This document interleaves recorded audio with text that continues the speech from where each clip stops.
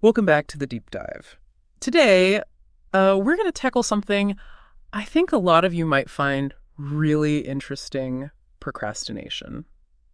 Well, a specific kind. It's, well, the sneaky world of procrastination, you know? Right. Okay, so we're going to be looking at this article. It's called The Organizer Procrastinator: When Productivity is an Illusion of Order. And I gotta say, I think this is going to resonate with a lot of people, because have you ever felt like you're like BUSY being productive, Oh, yeah. but not actually getting anything done? All the time. Right. It's like you're spinning your wheels, but going nowhere. It's a fascinating paradox, isn't it? Yeah. This isn't about being lazy. Right. The organizer procrastinator often genuinely believes that perfect organization is the key to unlocking success. But the irony is, that very belief can become the biggest roadblock. So it's like this trap. We think we're doing the right thing by getting organized, but it's actually holding us back. Exactly. Wow. The article highlights a few signs that you might be falling into this trap. Yeah. One of the big ones is what they call perfecting before progressing. Mm-hmm. It's that feeling that you can't even start a task until your workspace is immaculate. Oh, yeah. Your playlist is perfectly curated, or your to-do list is color-coded down to the last detail. Oh, wow. That is so me. I've definitely lost hours trying to make my desk look like, something out of a magazine spread before I even write a single word. It's a common trap. And it's often fueled by this underlying fear of failure. Before we dive deeper, don't miss using our powerful anti-procrastination toolkits with 7 and more productivity tools all in one place. And for free, a notebook, projects manager with Kanban and subtasks, read later tool, accountability tool, habits tracker, Pomodoro timer, ambient sounds, and more. What is better than that to fight procrastination? Link in the description. The article suggests that for many organizer procrastinators, getting everything perfectly arranged provides a sense of control when the actual task feels intimidating. So it's like we're subconsciously saying, if I can just create the perfect environment, then I'll be guaranteed to succeed. Precisely. And it ties into perfectionism as well. Oh, okay. Many organizer procrastinators have this deep-seated need to eliminate every possible flaw before they even begin. Uh-huh. They might spend hours rewriting the same paragraph, agonizing over every word choice. And isn't there often this element of validation seeking too? Like we get this little hit of dopamine when someone compliments our perfectly organized workspace or like our elaborate to-do list. That's a great point. Society often rewards the appearance of being on top of things, even if it's all a facade. Right. And for someone struggling with organizer procrastination, that external validation can be very reinforcing. But ultimately, it's a hollow victory if nothing is actually getting done. Absolutely. Yeah. And the article digs into some other signs to watch out for, like obsessive list making, Okay. where you create multiple lists for a single task, Yeah. breaking it down into microscopic steps. It's as if you're trying to control every tiny detail as a way to avoid actually starting the work itself. Oh, the list making. I'm definitely guilty of that. Sometimes I have lists for my lists. It can get a little out of control. It really can. The article also talks about tool obsession as another major sign. This is the endless pursuit of the perfect app or system that will magically transform you into a productivity machine. Oh, yeah. I've been there. But the irony is you end up spending more time researching and setting up these tools than actually using them to get things done. It's like we're trying to outsmart procrastination with technology. Right. And then there's the classic cleaning trap, where suddenly the urge to scrub the bathroom or reorganize the pantry hits. Yep. Right, when you're supposed to be working on a major project. It's like our brains are masters at finding any excuse to avoid the real work. Right. But at the end of the day, even though nothing on the priority list is actually finished, you still somehow feel productive because you organize something. That's the illusion of productivity the article talks about. Right. It's so easy to get caught up in that feeling of busyness and organization. Yeah. But it's essential to recognize when those tendencies are actually hindering our true progress. Right, right. And that brings us to the why behind all of this. Right. What's actually happening in our minds that leads to this pattern of behavior? That's what I'm really curious about. Yeah. What's the psychology behind organizer procrastination? Well, it gets really interesting when we start to look at some of the psychology behind it. Yeah. The article delves into some fascinating theories Okay. about why we fall into this trap of organizer procrastination. Okay. And one of the things that it talks about is this idea of cognitive dissonance. Cognitive dissonance. Have Okay. you heard of that term before? I have, yeah. Like when your actions don't line up with your beliefs and it creates like a mental discomfort. Yeah, exactly. Okay. So if we believe we should be productive, but we're actually spending all our time organizing, Right. that creates internal conflict. So to reduce that discomfort, we convince ourselves that the organizing is productive. Like it's a way to kind of justify our procrastination. Exactly. Ah, okay. It's a way to protect our self-image Right. and avoid facing that uncomfortable truth that we might be afraid of failure, or maybe we're struggling with perfectionism. And the article mentions anxiety as a major driver too, right? Yes, huge. Okay. Big tasks can be incredibly overwhelming, especially if you're prone to anxiety. Right. So organizing becomes a coping mechanism, a way to regain a sense of order and control when everything feels really chaotic. It's like creating a little bubble of calm in the middle of a storm. Precisely. Yeah. And for some people, it's also connected to a fear of judgment. Oh. They worry that if their work isn't perfect, they'll be criticized, ridiculed, or judged. Right. So they just keep delaying and delaying, Mm-hmm. hoping to eliminate every possible flaw before they actually put themselves out there. It's like they're trapped in this cycle of not good enough. Exactly. But here's the thing. Even though it might provide temporary relief, the article makes it clear that organizer procrastination comes at a cost. Of course. What are some of the consequences of staying stuck in this pattern? One of the most obvious costs is wasted time. Just think about all the hours that vanish into the black hole of organization. Right. Time that could be spent on things that truly matter to you. Right. Whether it's pursuing a passion, Uh-huh. connecting with loved ones, Yeah. or just simply relaxing and recharging.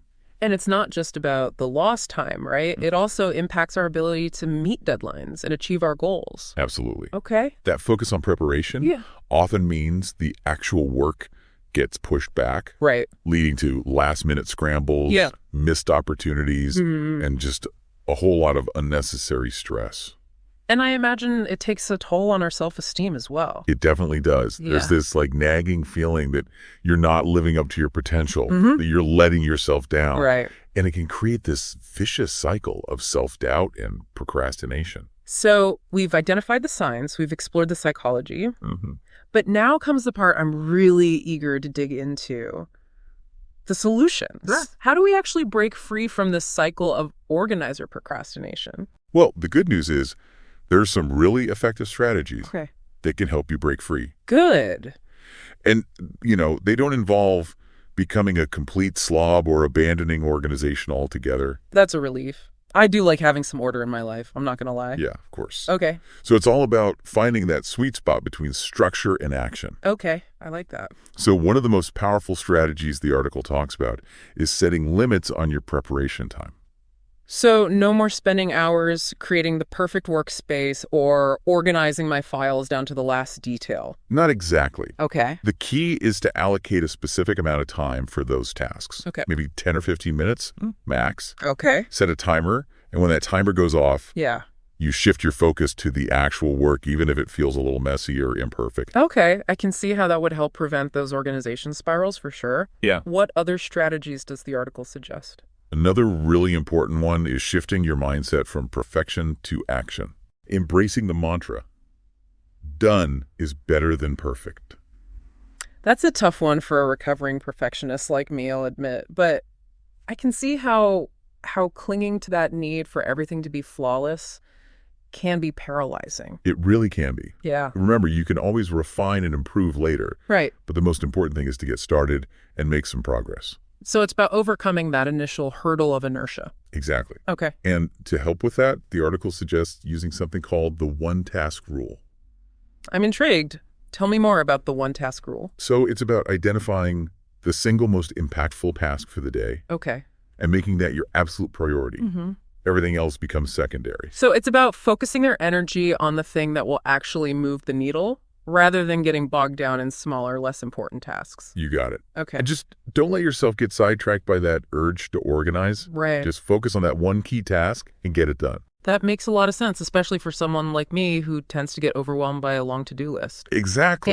Yeah. And then, if you find yourself tempted to organize instead of working, the article recommends a really simple but really effective technique. The 5-second rule. It's the one where you count down from 5 and then take immediate action, right? Didn't Mel Robbins, didn't she popularize this technique? You're exactly right. Okay. And there's actually some fascinating neuroscience behind why it works. Oh, really? When we hesitate or overthink, our prefrontal cortex, that's the part of our brain responsible for planning and decision-making, Okay. it kicks into overdrive. So it's like we're outsmarting our own procrastination patterns. Exactly. It's a way to interrupt that automatic urge to organize Mm. and just like shift into action mode. I love that. It's such a simple yet powerful strategy.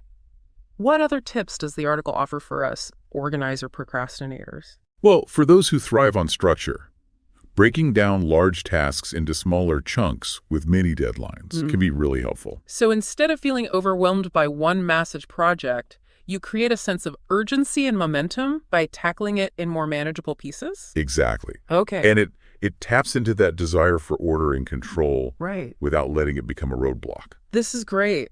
I'm already feeling more equipped to handle my organizer procrastination tendencies. Are there any other strategies you would highlight from the article? Yes. Okay. The article really emphasizes the importance of rewarding progress, not preparation. Ooh, that's a good one. So instead of feeling accomplished because my workspace is tidy, I should be celebrating the fact that I actually finished a task, even if my desk is a mess. Exactly. Yeah. It's about reframing your sense of accomplishment and recognizing that true productivity comes from completing tasks, not just preparing for them. What other mindset shifts can help? One of the biggest is giving yourself permission to embrace imperfection, especially when it comes to your environment. Uh-huh. Your surroundings don't need to be pristine to be productive. So it's okay if my desk isn't spotless or if my files aren't perfectly categorized? Absolutely. Okay, good. In fact, allowing for a little organized chaos Yeah. can actually spark creativity. Interesting. It's about finding a balance that works for you, not striving for some, unattainable ideal. This is so liberating. I feel like I'm finally giving myself permission to let go of some of that perfectionism that's been holding me back. Yeah. What else can help us, stay on track and avoid those organizing spirals? The article suggests making it a habit to reconnect with your goals daily. Okay. Start each day by reminding yourself why your goals matter. Right. And what you're working towards. So it's about keeping the bigger picture in mind rather than getting lost in the minutia of organizing? Precisely. It's about shifting your focus from the tasks themselves Right. to the meaning and purpose behind your work. All of these strategies are fantastic. I'm feeling much more empowered to tackle my organizer procrastination and start achieving my goals. But before we wrap up this part of the deep dive, I'm curious, are there any specific tools or techniques that can help us leverage our organizational tendencies for good? Oh, absolutely. Okay. Yeah, it sounds a bit paradoxical, It does. It does. but I'm happy to dive into some of those when we come back. Okay, yeah. Let's dive in. Okay, so we were talking about harnessing those organizational tendencies Right. and channeling them into actual productivity. Yes. So the article highlights a few methods and tools Okay. that can be particularly helpful for organizer procrastinators. I'm all ears. Okay, so one classic technique that can be really effective is the Pomodoro technique. It involves working in focused intervals, typically 25 minutes, of concentrated work, followed by a 5-minute break. Okay, so set a timer, work for 25 minutes, take a 5-minute break, and just repeat that. Exactly. Yeah. So how do you think this would help someone who's prone to organizer procrastination?